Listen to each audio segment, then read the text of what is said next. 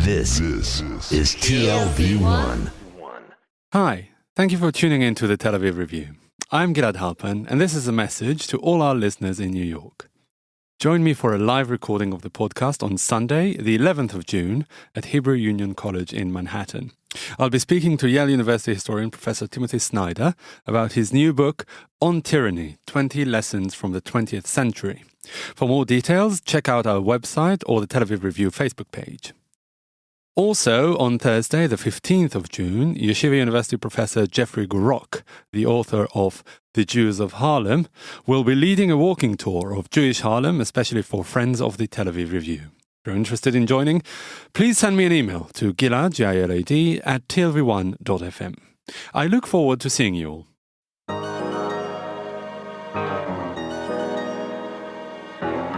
The Tel Aviv Review.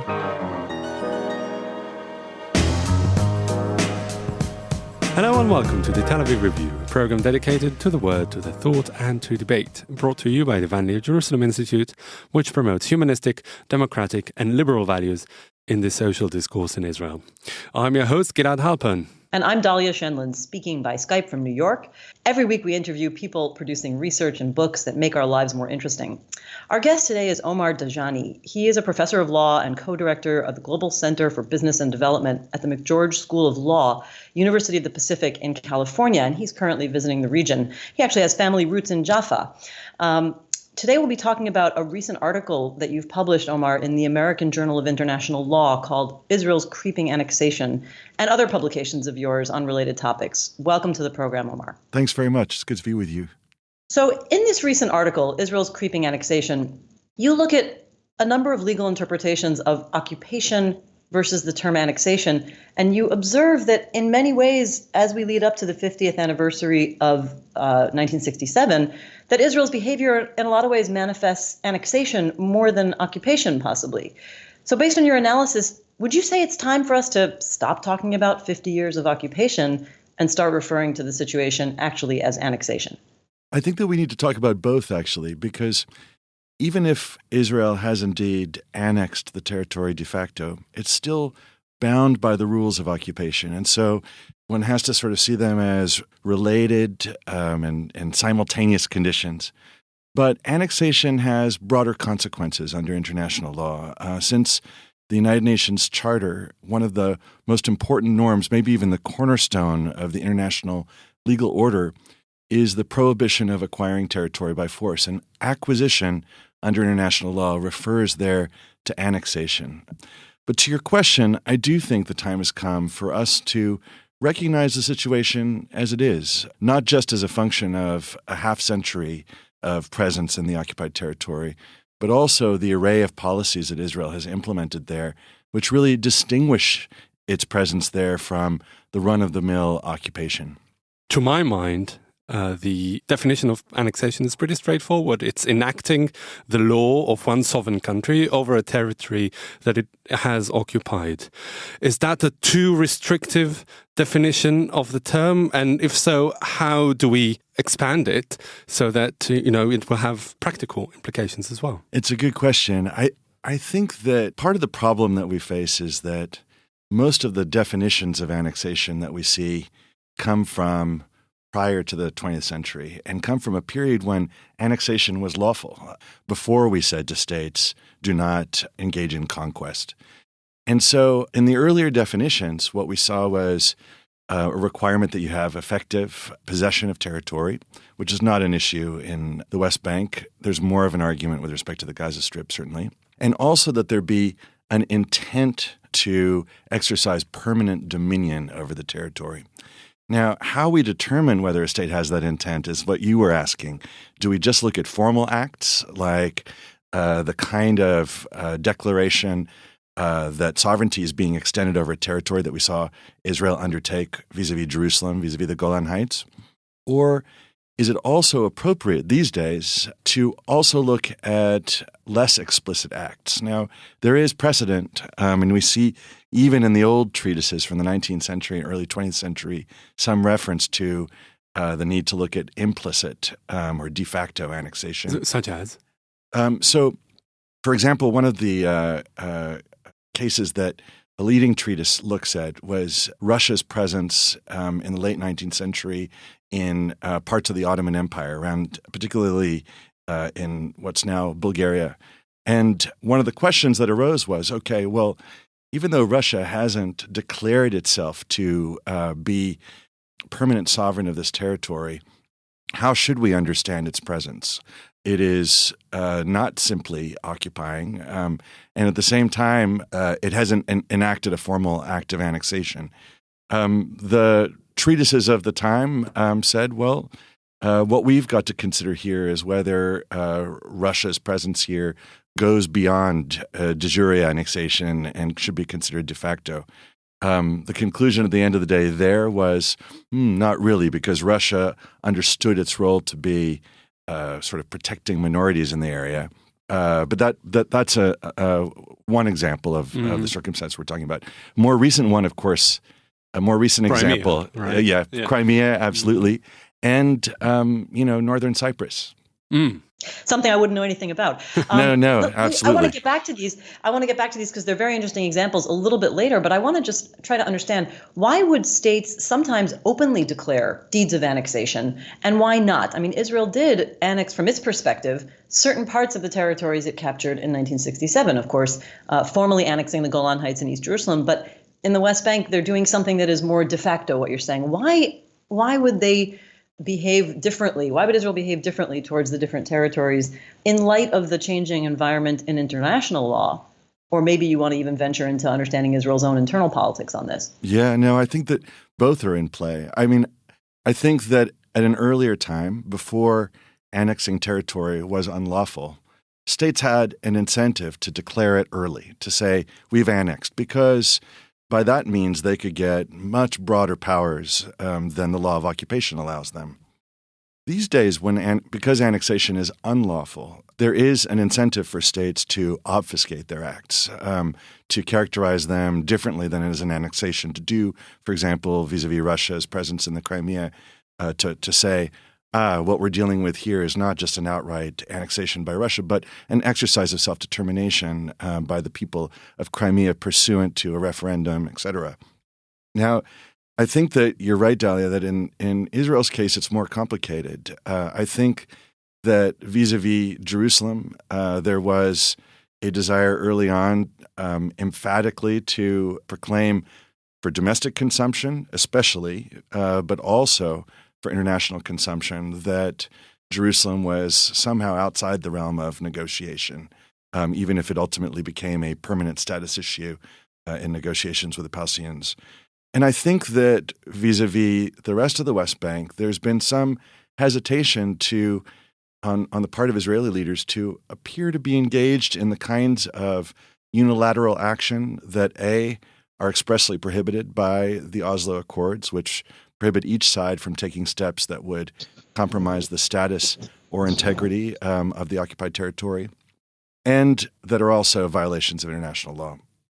So, Omar, you write that the annexation de facto is, in some ways, quote, is already a reality and it should be treated accordingly by the international community. Let's talk about the consequences. If we are taking your premise and analysis that there is de facto annexation going on, what should the international community be doing that addresses annexation? What should that treatment be? And that it's not doing today vis-a-vis the occupation. Right, absolutely. So there is a body of laws called the Law of State Responsibility that lay out not only what states who are engaged in unlawful conduct must do, but also what the responsibility of third states is vis-a-vis that conduct. And one of the key dimensions of that responsibility is the obligation not to recognize as lawful an unlawful situation, as well as to cooperate in trying to bring that unlawful situation to an end. Now, by characterizing Israel's presence in Area C, or in particular in particular settlements, as de facto annexation, what this enables us to do is, first of all, press the international community for further coordinated action to bring the situation to an end. And so we can look to the situation in Crimea for an example of steps that we might take. The international community, particularly the United States and the European Union, not only have adopted sanctions that affect particular Russian officials that are understood to have been complicit in the annexation of Crimea, but they've also taken fairly sweeping measures to limit European and American investment in Crimea, and indeed to restrict investment in Crimea. Well, this is very interesting. I mean, does this, to your mind, sort of undercut the very common argument that any sort of international pressure against Israel for its, de facto measures of annexation in the West Bank is somehow singling out Israel, and it's not fair because other countries do bad things and Israel is always being singled out? We hear this argument an awful lot, but what you're saying is that the international community is doing exactly these kinds of things against a very powerful and very central country to international, the international system. Absolutely. I mean, I think that when we look at the robustness of the non-recognition regime that has been implemented vis-a-vis Russia, what we've got is an indication of what it takes in order to affect policy. But if we look at Israel, what it's done well, to take it off the hook, as it were, was that it de facto annexed territory that is under nobody's sovereignty. Doesn't that change things from a legal point of view? It doesn't, because the United Nations Charter prohibits states from not only affecting the territorial integrity and political independence of other states, but also acting in a manner that's inconsistent with Charter principles. Explain that for our non-legal audience. Sure. So when we talk about occupying territory, annexing territory, the question is not just whether we can look to who the lawful or the former sovereign was in that territory, but there's also a desire in the international system to deter the use of force. And so what we say is, listen, if you are in a territory as a result of a use of force, you're not allowed simply to declare your sovereignty over that territory. Even if, for example, we're talking about the no man's land that between Israel and Jordan, that existed between 1949 and 1967. We are going to refer to that territory as occupied territory when Israel takes it, even though its ultimate status is something that's in contention, because we want to create a disincentive for states to use force as a general matter, and we want to create an incentive for them to resolve their differences through negotiation rather than through the projection of strength. I want to go back to a point that Dalia raised earlier regarding the Golan Heights, that, as we said, is a territory that was taken by force by Israel in 1967, also 50 years ago, and annexed a few years later, I think it was 1980. But according to your analysis, annexation is sort of a first-degree occupation, right? It's more graver than actual occupation, and would therefore trigger a harsher response from the international community. Yet what we see, if we take the Golan Heights versus the West Bank, we see the opposite.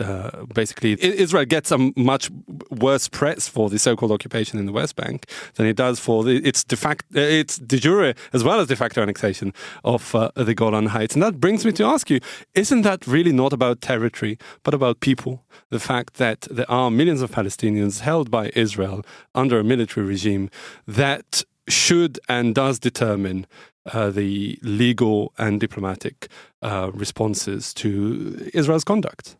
I think you're right. I think that vis-a-vis the Golan Heights, Israel's de jure annexation of that territory is something that hasn't elicited quite the breadth of international concern, precisely because it's not an episode of annexation of territory without population, and because in the West Bank what we're dealing with is now almost 3 million Palestinians who have been residing here for almost 50 years without any political rights whatsoever.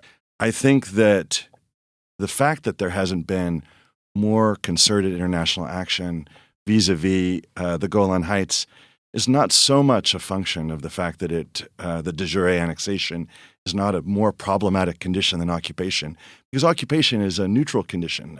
It's not problematic to occupy under international law. Although international law does assume that occupation is by definition temporary. That's right. That's right. So if it becomes not temporary, then it is problematic under international law. Yeah, well, if it ceases to be temporary, then we start to ask, have we moved outside of the framework of occupation? Right. And that's where I think it's useful to think about de jure annexation, not because it's some magic label that's going to suddenly propel the international community into action, but instead because I think it's a description of what we actually see on the ground after these 50 years. So is there a cutoff point? Is this like an organic evolution from occupation to annexation? Or can you now look back on the 50 years of occupation and say, actually, if I apply my legal perspective to the whole episode, it has been annexation from day one? Or from X point in time, this is when it changed. Is there a moment like that? I'm not sure that one can say that there's a moment like that. I think that the challenge is, because we're looking for intent, we're trying to find a point at which Israel as a state intends to hold the territory under its permanent dominion. I think that we can find early on in Israel's occupation, indeed from the very first year, indications of an intention to hold on to some territory permanently. And we see that reflected, for example, in the Alon Plan, which, if not formally adopted, had an enormous influence on Israeli policy subsequently. Just to explain to our listeners what the Alon Plan is. Yigal Alon was a labor minister in the 1970s who came out with a plan to basically give the Palestinians very limited autonomy and annex the rest of the West Bank. Am I right? That's right. Right. Well, he suggested that the areas which actually correspond very closely to what we now see being areas A and B, the areas that the Palestinian Authority has jurisdiction over, he suggested that those areas might either have a limited degree of autonomy or instead would be linked to Jordan and would become part of Jordan. The Jordan Valley and very significant areas on which some of the larger settlement blocks are now built would be annexed to Israel. I have to tell you, this is very interesting that we're talking about intent, because I'm just thinking about an op-ed in the New York Times by Danny Danon, who is, of course, now the UN ambassador, and Israel's UN ambassador, and he wrote at that time, long before he was ambassador, an op-ed called "Making the Land of Israel Whole," in which he said that Israel should annex the Jewish areas of the West Bank quite openly. And he argued for why. And one of the arguments that he put was that, just like we annexed East Jerusalem in the past and the world, raised a little bit of an outcry and it kind of was a storm that blew over. So, any kind of criticism, if we did this, would eventually blow over. I mean, Omar, maybe the reality is that international law is international law. It's a set of ideal principles. But, when states do things that are in their strategic interests, and other states who are supposed to be applying international law against them have strategic interests in not doing so, maybe these things blow over. I think that they do sometimes blow over. I think that they're even more likely to blow over if you take action incrementally. And I think that that's part of the reason why there has been real reluctance on the part of Israeli policymakers to take the kinds of bold action that the Jewish Home Party would like to see the government take. Worried about the strength of an international reaction if these sorts of things are done in one fell swoop. I think if they're done incrementally, that's less likely. I think that the real question, though, for the international community at this juncture is whether it has courage in its convictions. I actually think that, ironically, you're basically encouraging the Israeli government and the right-wing elements in the Israeli government to annex the West Bank. Because if you say, okay, it's already annexed de facto, what's going to be the big difference if we actually formally annex it? Do you think that Omar, it's all going to be your fault. Exactly. No, but say that all the big ministers in Jerusalem right now are listening to this interview, or perhaps attended your talks at Tel Aviv and the Hebrew universities. Do you think that it will make any difference if they actually go ahead and do it? It's an interesting question.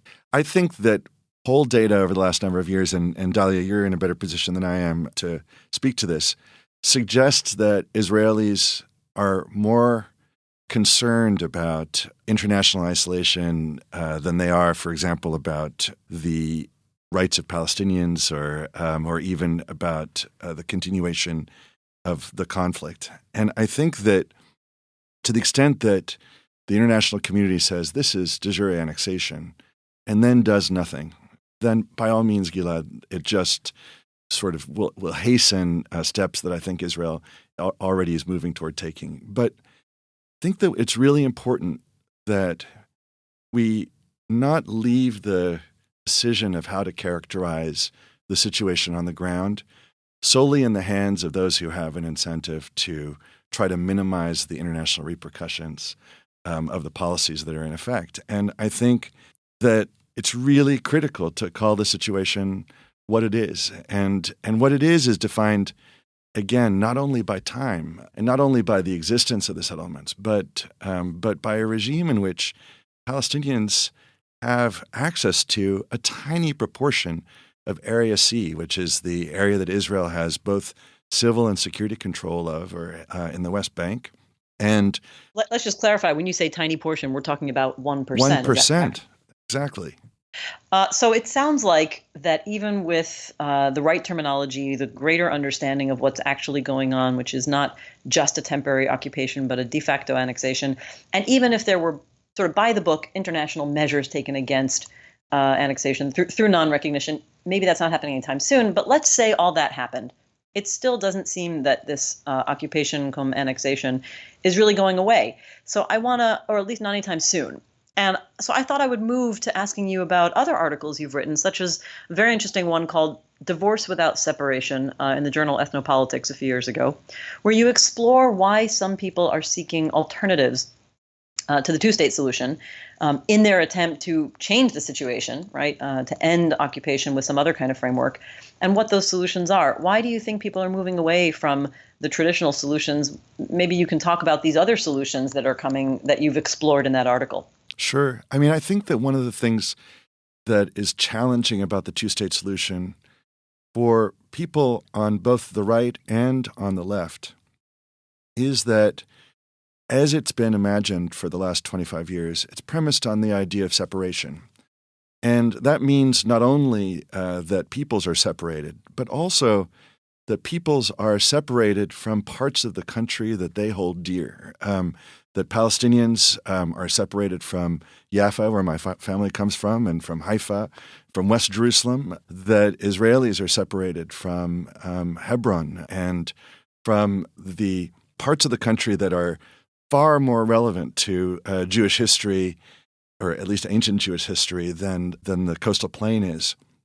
And so I think that the question is, all right, well, if because of the existence of settlements, and if because of Palestinian refugees' desire to return to places that they hold dear are two of the significant impediments to implementing the two-state solution that everyone's been talking about, is there a way for us to imagine a scenario in which both peoples, Jews and Palestinians, achieve self-determination in this space in some meaningful sense, but where they do it without necessarily separating from each other or from the land? And that's where I think some of the really interesting thinking is going on. By no means are the solutions that are being contemplated easy to implement, but I think that they do enable us to avoid some of the pitfalls of these other scenarios. Mm-hmm. But tell us about one or two of them so we know what we're talking about here. Yeah, sure. So, I mean, to me, I think one of the most interesting new approaches has been advocated by IPCRI, among others, which is what's styled the two states, one in one space concept. And that approach resembles the typical two-state solution in the sense that it imagines two sovereign states between the Mediterranean and the Jordan River.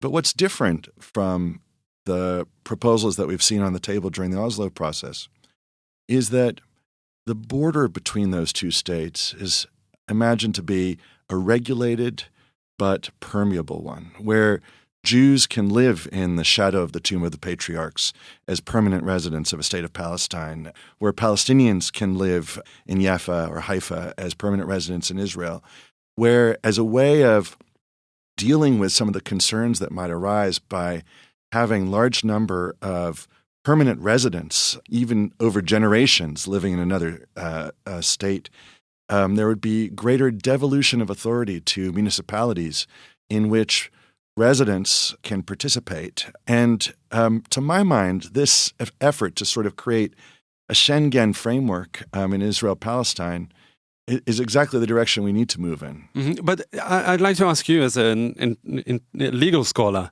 does that really stand up to international law? The fact that the citizenship of an individual is separated from that individual's actual physical presence? Is it something that is precedented or could be somehow accounted for by international law? Sure. We see it all over the place. I mean, we see it in the European Union, to cite one example, where you have Germans living and working in France, where you have, and I know this from direct experience, French people living in Greece, participating in local elections in Greece, but unable to vote in national elections in Greece because they are not Greek citizens.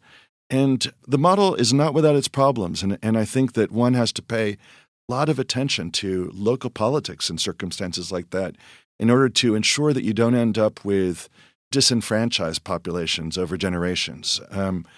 But I think that those problems can be surmounted. And I think that this also can serve as a useful transition to a more generous conception of citizenship on both sides of the Green Line. And to binationalism? I mean, to me, what I would love to see is two liberal, heterogeneous states on both sides of the Green Line. But I'd love to see a Palestinian state with a large Jewish minority. And we already, of course, in the state of Israel, see a state functioning with a large Palestinian minority. And I think that we can manage heterogeneity constructively. But I think we have to, over time, alter our conception of membership in the group. Right. And it's very interesting when we talk about this separation of residency and citizenship. Does that in some ways provide incentive for each side in the long term to live in their respective national countries, so that it kind of creates a natural incentive not to overtake the society of the other? Because they would have national voting rights only in the country of their identity. I think it's a good question, and it's hard to anticipate. I think in such close quarters as these, living in, for example, Jaffa and voting in national elections that unfold from Palestinian capital in East Jerusalem doesn't seem like an enormous stretch. Living in California, I sometimes feel maybe further removed than I would from national politics living in Jaffa. Having said that, though, I think that one of the things that would be interesting in such a scenario is what it would do to secular religious divides in each of the countries, whether you would start to see new alignments. I mean, it's always been striking to me how much secular communities on both sides of the Green Line have in common with one another, and conversely, how much the religious ones do too. Mm-hmm. And, especially that feeling, that siege mentality. All right, Omar Dajani, I'm afraid this is all we have time for. You're a professor of law at the McGeorge School of Law, the University of the Pacific in California. Thank you for coming in today and talking to us about your paper, Israel's Creeping Annexation, as well as other elements of your work. Thank you very much. It's a pleasure. Thanks to both of you. And also big thanks to Itai Shalem, our sound engineer, and to you, Dalia Shandlin, all the way from New York. My pleasure. Yeah, well, if you like this podcast, there are many more where it came from. Just go to www.tlv1.fm/podcasts and take your pick. Also, don't forget to visit our new website, telavivreview.org, and to follow us on Facebook, as well as me and Dalia on Twitter. Join us again next week for another edition of the Tel Aviv Review. And until then, goodbye.